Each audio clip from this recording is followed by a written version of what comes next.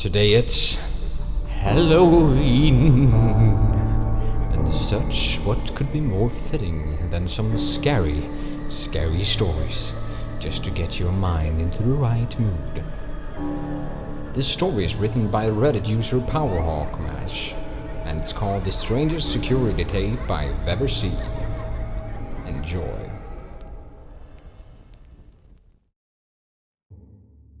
I work at a gas station in rural Pennsylvania. It's a boring job, but it's pretty easy and it pays alright. A few weeks ago, this new guy started. I call him Jeremy. Jeremy is weird. He's about 25 or 26 and he hardly speaks. But he's got the creepiest laugh I've ever heard. My boss and I have both noticed this, but it's never been a problem, so there's not much we can do about it. Customers have never complained about him. He's always done his job fairly well. Up until a few weeks ago anyway. That's when things started going missing. Employee theft can be a problem at any business that sells consumer goods. And there's only one person working at a time at this gas station. It's a pretty small place. About 2 weeks ago, my boss started noticing that we were short on motor oil. At first, it was a few containers at a time, then entire shelves and boxes from the back room. Pretty soon, entire shipments would be gone the day after we got them, and it would always be right after Jeremy's shifts. My boss had checked the security camera tapes from every single night that he worked, but he could never catch him in the act. Jeremy would lock up at closing, and then the motor oil would be gone the next day. My boss usually takes the tapes home with him to try to catch Jeremy stealing, but his daughter had a softball game last night, so he asked me to watch the tapes for him. He offered to pay me overtime. Under the table. So obviously I took that offer. There are 3 cameras, so he gave me 3 different tapes to check. I figured it would be a long night, but I'm trying to save up for a vacation, so I really needed the money. I took the tapes home, popped them in an old VCR, and sat back. 2 days ago, the last time he worked, Jeremy started at 4 p.m. Everything seemed pretty normal at first. He counted up his drawer, switched off with the girl who was working before him, and waited for a customer. The first person who came in was Mrs. Templeton. The timestamp on the video read 4:03, a regular. She picked up her cigarettes and a newspaper and paid with a 20. Nothing unusual there. The next customer was some local guy named Ron. He drives a motorcycle, usually comes in every few days. He filled up his tank, got a bag of beef jerky and paid with his credit card, and then left. Next was some guy with a cowboy hat. I've never seen him before, but we get plenty of strangers passing through, just like any gas station. He got $40 worth of diesel fuel, paid with a $100 bill, and went on his way. I sat back inside. The only thing that's more boring than doing this job is watching someone else do it. My boss's offer was enough to keep me watching though, so I left the tape on. Everything seemed pretty normal. I had a feeling that if Jeremy was stealing motor oil, he knew that we were suspicious of him by now. I didn't expect him to be dumb enough to let us catch him on camera. Things stayed boring and routine until about 5 o'clock. At 5:03, Mrs. Templeton came back in. She must have forgotten something. But she didn't. She bought the same pack of cigarettes as before, and the same newspaper. She paid with another 20. That's odd, I thought. But then again, she is a little absent-minded.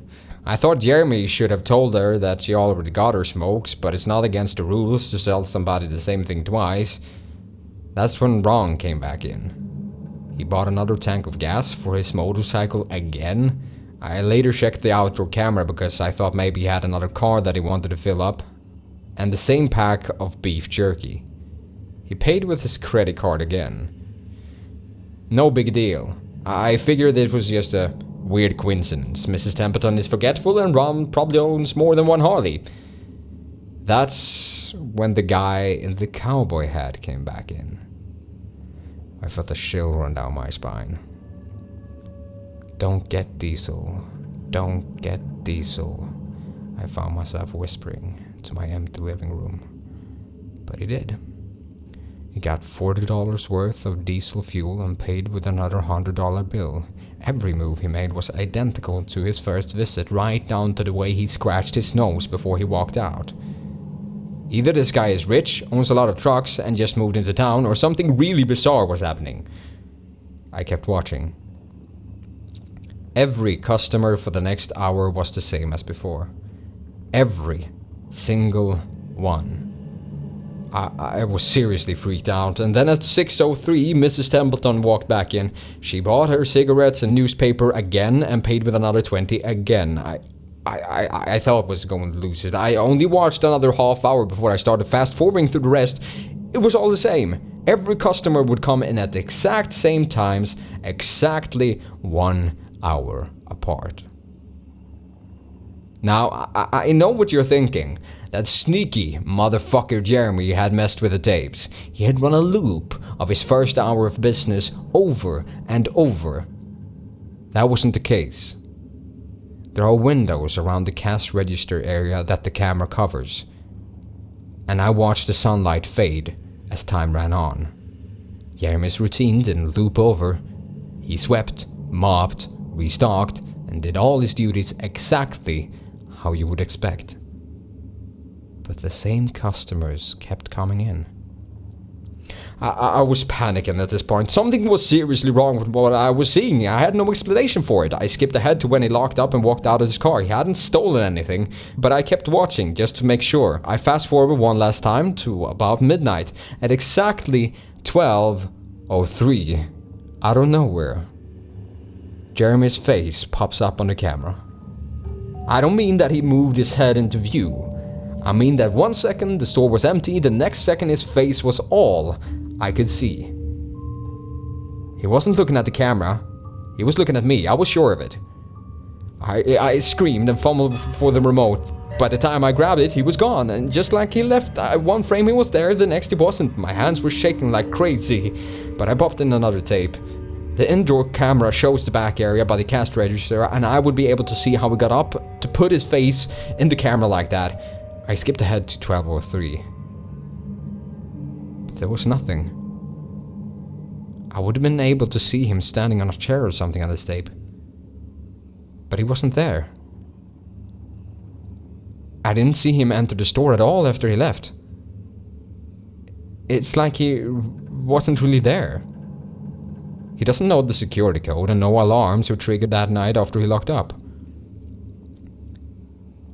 What I did see, however, was that at 12:03, the motor oil vanished off the shelf.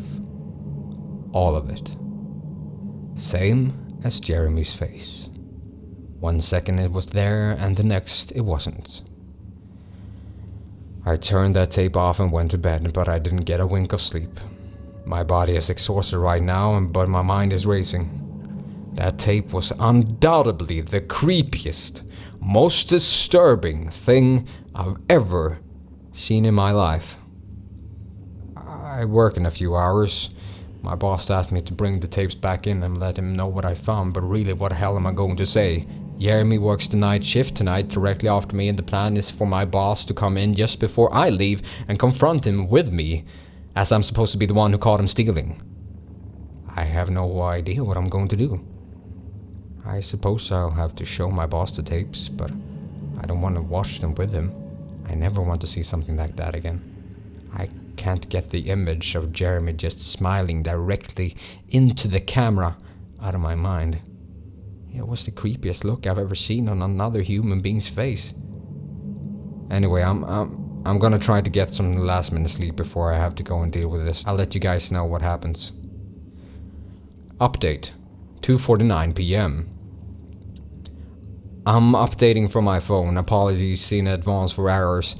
My boss just finished watching the last of the tapes. I told him what to expect, but you can't really prepare someone for something like that. He's scared shitless. I still am too. And Jeremy is due to come in at 4.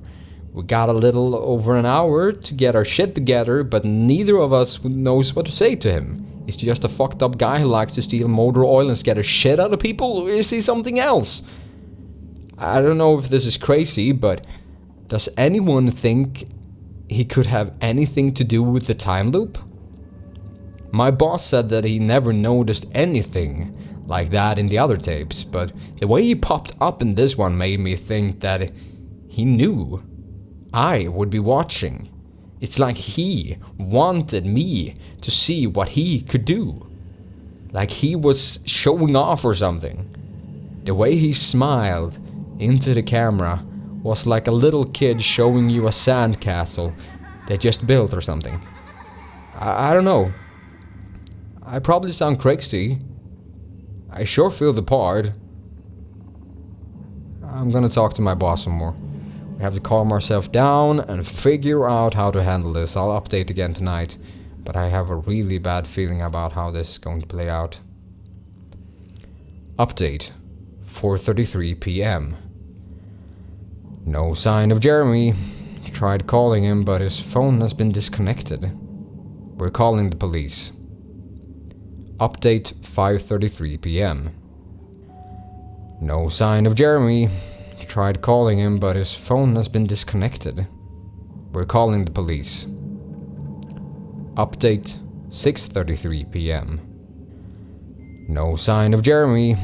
Tried calling him, but his phone has been disconnected. We're calling the police. Update, 7:33 p.m. No sign of Jeremy. Tried calling him, but his phone has been disconnected. We're calling the police. Update, 8:33 p.m. No sign of Jeremy. Tried calling him, but his phone has been disconnected. We're calling the police. Update, 10:58 p.m. Holy shit. Holy shit, holy shit, holy shit, holy shit. I just got home and I saw my previous updates. Things make less sense now than ever. Here's what I can tell you. I went to work, Jeremy never showed up. My boss and I decided to call the police, as you're well aware of. When I picked up the phone to call though, the sun went out. I shit you not, that's what I thought happened. Apparently I blacked out for exactly 5 hours. Because when I looked at the clock, it was 9:33. I think I got stuck in Jeremy's time loop, and then I snapped out of it the exact same point I blacked out, if that makes sense. But that's when things got really weird. My boss was right next to me when I blacked out, ready to corroborate my story to the cops. When I came to, the phone was in my hand, but it was dead, not even a dial tone. My boss was still there, but he wasn't moving. He was standing up but frozen. I looked at the clock again and it wasn't moving. The second hand was stuck on the 12. It was 9:33 exactly. The clock on the register computer screen wasn't moving either. My phone was frozen. There was even a customer at the register waiting for my boss to get him cigarettes. I'm betting that would have been his 5th pack of the day. I got the fuck out of there. I didn't even lock up. I didn't turn the lights out, and I'm sorry guys, I didn't grab the security tapes to upload it on the internet. Believe me, that was the last thing on my mind. The gas station is on a major highway and there was cars parked all along it. Except they weren't parked, they were frozen. The people inside were sitting still like wax figurines. I got my car and prayed it would start. Thankfully it did. About halfway home, time started up again. The static from the radio turned into music like it was supposed to be. And from what I could tell by listening to the host talk between songs, no one noticed the time freeze. Or whatever it was. I was the only one. Well, I'm sure Jeremy noticed, but I still have no clue where he is or what he's doing. I'm hiding in my room and calling the police again in the morning. I don't know if I ever got through to them before, or if I did, whether they took me seriously. I'm scared for my life at this point. I'll update tomorrow if I can. Final update, 10:33 a.m. I finally fell asleep last night around 4. I have no idea how I did it, but I guess exhaustion finally got the best of me. This morning I woke up to my phone ringing. It was my boss. He had been calling me since about 6. He woke up when the time turned back on last night and immediately called the cops. They came by to see what was wrong and he told them everything. The police around here are small-time guys. They were more concerned about the missing motor oil than anything, but my boss figured he would take it as long as he had their attention. They decided to go looking for Jeremy. We keep all our employees' applications on file, and since Jeremy just started working here, his was easy to find. They checked the address on it and headed over to his house. You're not gonna believe what they found. The address Jeremy listed on his application was an empty lot. Or at least now it is. There used to be a house there, but it burned down in 1993. Being a small town, almost everyone remembers that fire. A family of 4 used to live there way back when. Rumor has it that they had an estranged son, who they never really talked about, but I can't say for sure that's true. What I can say is true is that after an insurance investigation, the fire was ruled an arson. The entire house was soaked in oil and torched with a Molotov cocktail. The entire family was sleeping when it happened. None of them survived. They never caught the guy who did it. Rumor has it that when they tried to contact the estranged son, no one could find him. Anyway, my boss called me and told me this, and I freaked out. Then he asked me to come to the gas station. "What are you, crazy?" I said, but he assured me that the cops were there with him. Then he dropped the bomb. The FBI were also in town, and they were going to talk to me one way or another, so I might as well come in. It was about 7:15, and I wanted to go back to bed, but I figured I wouldn't be able to sleep much more anyway, so I went down. 4 men in suits greeted me and told me to have a seat. We went over everything 2 or 3 times until they got all the details down. I told them about Jeremy, the security tapes, last night at work, everything. Finally, after I finished, one of the agents said, "Oh Christ, we got another one on our hands." Then they made me sign a bunch of papers saying I wouldn't tell anyone what happened, so I can't say much more. I might be breaking the law just by posting this. So now I'm home. I'm not sure what to do with myself. That agent's words when I told him the story are gonna haunt me for the rest of my life. Anyway, I gotta go. I have some errands to run today, and then I have to go back into work and pick up some tapes. My boss and I think this new guy Jeremy, he's a complete creep, is stealing motor oil, and I have to watch the security footage to see if I can catch him doing it. I have better things to do, but my boss is paying me overtime. Under the table, and I'm trying to save up for a vacation so I could really use the money. It should be pretty simple. The oil always goes missing right after his shifts. I figure I'll just watch the tapes, catch him in the act, and that will be that.